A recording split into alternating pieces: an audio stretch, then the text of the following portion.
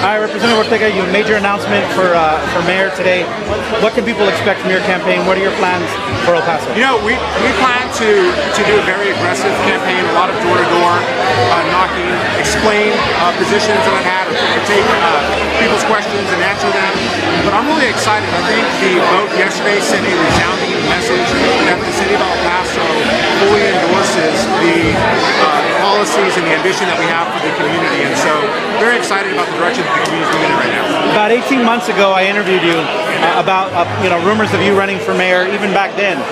And you were very explicit and said, no, you wouldn't under any circumstance. And I threw several circumstances at you about, well, what if this and what if that? And you said, no, under any circumstance. And finally, at the end, you had said, only under the most extreme circumstance would you do it. What's changed since then? I think what I told you is, if someone else steps up that I think would be a good mayor, I'd be happy to support them. It's not an easy decision to run for mayor. My close friends will tell you there was a lot of ambivalence. But I was really encouraged over the last several months with some of the developments in El Paso.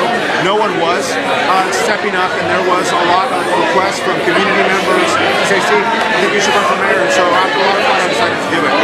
And in terms of policy, what kind of policies are you going to be pushing for or advocating for? You know, I think everything comes back to jobs and making sure that we create an environment here in El Paso, whether it's quality of life, transportation, downtown, or financial relations, to ensure that we have an environment to have good jobs that pay high wages. And so I think our relationship with Mexico, for example, is key. It's key that we think as a region. Promoting a downtown that sends a very good message about El Paso. Having sound infrastructure on the transportation side beyond just for the automobile. And so those are some of the things that you can expect from elected. Okay, and you're typically tied to a particular faction. Beto O'Rourke is now the congressman-elect. Veronica Escobar is a county judge. You're running for mayor. What is that?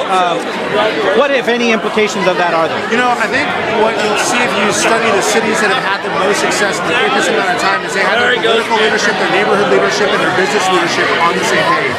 And I think we have that opportunity in El Paso right now. I think Beto's win last night was tremendous. Veronica and the crew of the county do a great job. I work very well with them. And then, quite frankly, I think we have very good relationship for the most part with the business leaders in the community and the neighborhood leaders. We saw people like Jim Graham here tonight, Jim Tolbert, Mark Benitez, the neighborhood people. And then we also saw some of the business leadership in the community. And so I think when we're all marching in the same direction, that gives us our best prospects for success. And how important is your personal relationships with those with that leadership here in town? You know, I think the personal relationships help in the trust part. And so if you trust someone, if I can trust Bethel, for example, or I can trust some of the business leadership or the neighborhood leadership, I think that goes a long way. And that's how personal relationships help when it comes to things like trust.